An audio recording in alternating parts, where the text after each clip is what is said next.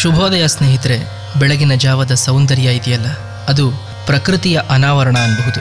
ಯಾಕೆಂದರೆ ಬೆಳಗಿನ ಜಾವ ಶುಭ್ರತೆಯ ಸಂಕೇತ. ಇಡೀ ದಿನ ಒಳ್ಳೆ ಯೋಚನೆ ಮಾಡ್ತೀವೋ ಬಿಡ್ತೀವೋ, ಆದರೆ ಬೆಳಗಿನ ಜಾವ ಮಾತ್ರ ಒಳ್ಳೆಯ ವಿಚಾರಗಳನ್ನು ವಿಶ್ಲೇಷಣೆ ಮಾಡುವಂತಹ ಮಡಿವಂತಿಕೆ ಇನ್ನೂ ನಮ್ಮಲ್ಲಿ ಜೀವಂತವಾಗಿದೆ. ಇಂತಹ ತಂಪಾದ ಮನೋಹರವಾದ ಬೆಳಗಿನ ಸಮಯದಲ್ಲಿ ನಾನು ಅಂದರೆ ಪರೀಕ್ಷಿತ್ ನಿಮ್ಮ ಜೊತೆಯಲ್ಲಿ ಕೇಳ್ತಾ ಇದ್ದೀರಾ ಸುಪ್ರಭಾತ 92.7 ಬಿಗ್ FM ಮಾತ್ರ. ಇವತ್ತಿನ ದಿನ ಒಂದು ವಿಶೇಷ ಇದೆ. ಏನು ಗೊತ್ತಾ? ಇವತ್ತು ಮೀನ ಸಂಕ್ರಮಣ. ಸೂರ್ಯನ ಚರ್ಯೆ ಅಂದರೆ ಸೂರ್ಯನ ಸುತ್ತುವಿಕೆಯಿಂದ ಬೆಳಿಗ್ಗೆ ರಾತ್ರಿಗಳ ಅನುಭವ ಅಂತ ಪಂಚಾಂಗಗಳು ಹೇಳುತ್ತೆ. ಸಂಕ್ರಮಣ ಅಂದರೆ ಸಂಧಿಕಾಲ, ಬೆಳಿಗ್ಗೆ ರಾತ್ರಿಗಳ ನಡುವಿನ ಸಮಯ ಇದೆಯಲ್ಲ, ಅದಕ್ಕೆ ಸಂಕ್ರಮಣ ಅಂತಾರೆ. ಉದಾಹರಣೆಗೆ ಮುಸ್ಸಂಜೆ. ಹಾಗೆಯೇ ರಾತ್ರಿ ಹಗಲುಗಳ ಸಂಗಮ ಕಾಲಕ್ಕೆ ಬ್ರಾಹ್ಮಿ ಮುಹೂರ್ತ ಅಂತ ಹೇಳ್ತಾರೆ. ಸುಮಾರು ಬೆಳಗ್ಗೆ 5 ಗಂಟೆಗೆ ಬ್ರಾಹ್ಮಿ ಮುಹೂರ್ತ ಅನ್ನಬಹುದು. ಈ ಸಂಧಿಕಾಲಗಳು ಬಹುಶಃ ಮೇಷದಿಂದ ಕುಂಭರಾಶಿಗಳ ಲಗ್ನದಲ್ಲೇ ಇರುತ್ತೆ. ಆದರೆ 100 ವರ್ಷಗಳಿಗೆ ಒಂದು ಸಾರಿ ಮಾತ್ರ ಮೀನ ಲಗ್ನದಲ್ಲಿ ಸಂಧಿಕಾಲ ಬರುತ್ತೆ. ಅದು ಈ ಬುಧವಾರ ಬಂದಿದೆ.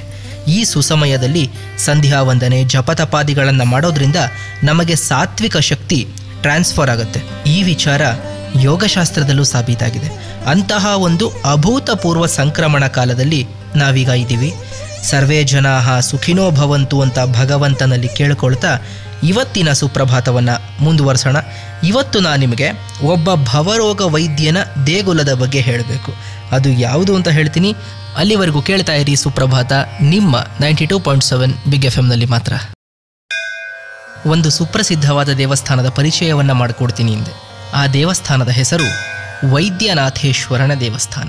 ಈ ವೈದ್ಯನಾಥೇಶ್ವರನ ದೇವಸ್ಥಾನ ಇರುವಂತಹ ಹಳ್ಳಿಗೆ ವೈದೀಶ್ವರನ್ ಕೋಯಲ್ ಅಂತ ಹೆಸರು.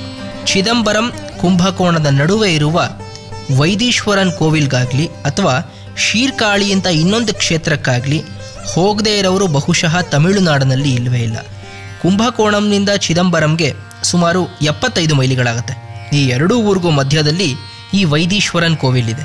ಈ ವೈದೀಶ್ವರನ್ ಕೋವಿಲ್ ತಮಿಳುನಾಡಿನವರಿಗೆ ಬಹಳ ಮುಖ್ಯವಾದ ಪವಿತ್ರ ಸ್ಥಳ. ತುಂಬ ವರ್ಷಗಳ ಹಿಂದೆ ಒಬ್ಬರು ಋಷಿಗಳಿಗೆ ರೋಗ ಬಂದಾಗ ಅವರು ಈಶ್ವರನನ್ನು ಕುರಿತು ತಪಸ್ಸು ಮಾಡಿದ್ರಂತೆ. ಆಗ ಅವರ ಭಕ್ತಿಗೆ ಮೆಚ್ಚಿದ ಈಶ್ವರ ಒಬ್ಬ ವೈದ್ಯನ ರೂಪದಲ್ಲಿ ಪ್ರತ್ಯಕ್ಷನಾಗಿ ಅವರಿಗೆ ಬಂದಿದ್ದ ರೋಗವನ್ನು ವಾಸಿ ಮಾಡದ ಅಂತ ಒಂದು ಸ್ಥಳ ಪುರಾಣ ಹೇಳುತ್ತೆ. ಆದ ಕಾರಣ ಆಬಾಲ ವೃದ್ಧರಾದಿಯಾಗಿ ಯಾರಿಗೇ ರೋಗ ಬಂದರೂ ಕೂಡ ಈ ವೈದೀಶ್ವರನಿಗೆ ಮುಡುಪು ಕಟ್ಟಿಡೋ ಮೂಲಕ ಅಥವಾ ಹರಕೆಯನ್ನು ಹೊರುವ ಮೂಲಕ ಅವರ ರೋಗವನ್ನು ನಿವಾರಣೆ ಮಾಡ್ಕೋತಾರೆ. ಈ ಸ್ಥಳದಲ್ಲಿ ಇನ್ನೂ 2-3 ವಿಶೇಷ ಸ್ಥಳ ಪುರಾಣಗಳಿದೆ. ಅದೇನು ಅಂತ ಹೇಳ್ತೀನಿ. ಅಲ್ಲಿವರೆಗೂ ನೀವು ಕೇಳ್ತಾ ಇರಿ ಸುಪ್ರಭಾತ 92.7 ಬಿಗ್ FM ಮಾತ್ರ. ನೀವು ಕೇಳ್ತಾ ಇದ್ದೀರಾ ಸುಪ್ರಭಾತ ನನ್ನ ಜೊತೆ ಅಂದರೆ ಪರೀಕ್ಷಿತ್ ಜೊತೆ ನಿಮ್ಮ 92.7 ಬಿಗ್ FM ಮಾತ್ರ. ಶೀರ್ಕಳಿ ಮತ್ತು ಈ ವೈದೀಶ್ವರನ ದೇವಸ್ಥಾನದ ಇನ್ನೊಂದು ವಿಶೇಷತೆ ಏನು ಅಂತಂದರೆ, ಒಂದು ಸಲ ಶಾಪಗ್ರಸ್ತಳಾದ ಪಾರ್ವತಿ ಈ ಊರಿನಲ್ಲಿರುವಂತಹ ಒಂದು ಮರದ ಕೆಳಗಡೆ ಬಂದು ಮೂರ್ಛೆ ತಪ್ಪಿ ಬಿದ್ದು ಹೋಗ್ತಾಳಂತೆ. ಆಗ ಪರಮೇಶ್ವರನೇ ಸ್ವತಃ ಬಂದು ಅವಳಿಗೆ ಆರೈಕೆಯನ್ನು ಮಾಡಿ ಮತ್ತೆ ಕೈಲಾಸ ಪರ್ವತಕ್ಕೆ ಕರ್ಕೊಂಡು ಹೋದ್ರಂತೆ. ವಾಸ್ತವಿಕವಾಗಿ ಈ ವೈದೀಶ್ವರನ ಕೋಯಿಲ್ ಅನ್ನುವಂತಹ ಗ್ರಾಮ ತುಂಬ ಚಿಕ್ಕದು. ಆದರೆ ಈ ದೇವಸ್ಥಾನದಲ್ಲಿ ಯಾವಾಗಲೂ ಭಕ್ತರು ತುಂಬಿರ್ತಾರೆ.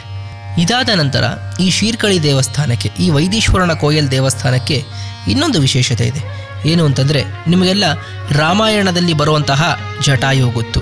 ಶ್ರೀರಾಮನಿಗೆ ಸೀತಾದೇವಿಯನ್ನು ರಾವಣಾಸುರ ಅಪಹರಣ ಮಾಡ್ಕೊಂಡು ಹೋದ ಅನ್ನೋ ವಿಷಯವನ್ನು ತಿಳಿಸೋದೇ ಜಟಾಯು.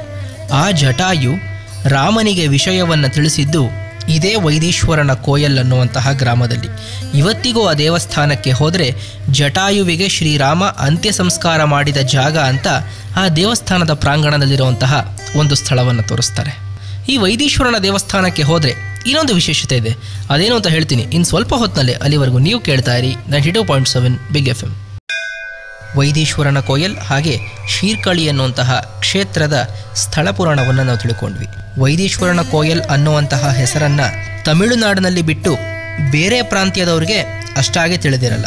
ಆದರೆ ಈ ನಡುವೆ ಆ ಊರಿಗೆ ಸೇರಿದ ನಾಡಿ ಗ್ರಂಥ ಅನ್ನುವಂತಹ ಜ್ಯೋತಿಷ್ಯರು ಎಲ್ಲ ಕಡೆಯಲ್ಲೂ ಇರೋದ್ರಿಂದ ಈ ಊರಿಗೆ ಜ್ಯೋತಿಷ್ಯ ಕೇಳೋದಕ್ಕೆ ತುಂಬಾ ಜನ ಬರ್ತಾರೆ. ಈ ಸ್ಥಳದಲ್ಲಿ ಇನ್ನೊಬ್ರು ಮಹಾತ್ಮರಿದ್ದಾರೆ. ಅವರ ಹೆಸರು ತಿರುಜ್ಞಾನ ಸಂಬಂಧರ್ ಅಂತ. ಅವರ ಕತೆ ಏನು ಅಂತಂದ್ರೆ, ಅವರು ಚಿಕ್ಕ ಮಗುವಾಗಿದ್ದಾಗ ದೇವರ ದರ್ಶನಕ್ಕೆ ಬಂದ ಅವರ ತಂದೆ ತಾಯಿಗಳು ಪುಷ್ಕರಿಣಿಯಲ್ಲಿ ಸ್ನಾನ ಮಾಡ್ತಾ ಇದ್ದರಂತೆ. ಪಾಪ ಇದು ಪುಟ್ಟು ಮಗು ಹಸುವಾಗಿ ಹಾಲಿಗೋಸ್ಕರ ಅಳಕ್ಕೆ ಶುರು ಮಾಡ್ತು. ಅಪ್ಪ ಅಮ್ಮಂದ್ರು ಸ್ನಾನ ಮಾಡ್ತಿದ್ರಿಂದ ಮಗು ಅಳ್ತಿರೋದು ಅವ್ರಿಗೆ ಕೇಳಿಸ್ಲಿಲ್ಲ. ಆಕಾಶ ಮಾರ್ಗದಲ್ಲಿ ಸಂಚಾರಕ್ಕೆ ಹೋಗ್ತಿದ್ದ ಶಿವಪಾರ್ವತಿಯರು ಅಳ್ತಾ ಇರತಕ್ಕಂತಹ ಈ ಕಂದಮ್ಮನನ್ನು ನೋಡಿ ಪಾರ್ವತಿ ಸ್ವತಃ ತಾನೇ ಒಂದು ಸ್ತನ್ಯಪಾನವನ್ನು ಮಾಡಿಸಿದ್ಲಂತೆ. ಆ ಜ್ಞಾನದ ಅಮೃತವನ್ನು ಕುಡಿದ ಆ ಮಗು ಮುಂದೆ ಸಾವಿರಾರು ಕೀರ್ತನೆಗಳನ್ನು ರಚನೆ ಮಾಡಿದ್ನಂತೆ. ಆ ಮಗುವಿನ ಹೆಸರೇ ತಿರುಜ್ಞಾನ ಸಂಬಂಧರ್. ಅವರು ಕೇವಲ 16 ವರ್ಷ ಮಾತ್ರ ಬದುಕಿದ್ದಿದ್ದು. ಆ 16 ವರ್ಷದಲ್ಲೇ ಸುಮಾರು 10,000ಕ್ಕಿಂತ ಹೆಚ್ಚಿನ ಕೀರ್ತನೆಗಳನ್ನು ರಚಿಸಿದ್ದಾರೆ. ಇವತ್ತಿಗೂ ಕೂಡ ತಮಿಳುನಾಡಿನಲ್ಲಿ ಎಲ್ಲ ಸಂಗೀತ ಕಾರ್ಯಕ್ರಮಗಳಲ್ಲೂ ಇವರ ಕೀರ್ತನೆಗಳನ್ನು ಹಾಡ್ತಾ ಇರ್ತಾರೆ. ಇಂತಹ ಶೀರ್ಕಳಿ ಹಾಗೇನೆ ವೈದೀಶ್ವರನ ಕೋಯಲ್, ಇದು ಚಿದಂಬರಂ ಡಿಸ್ಟ್ರಿಕ್ಟ್ನಲ್ಲಿರ್ತಕ್ಕಂತಹ 2 ಕ್ಷೇತ್ರಗಳು.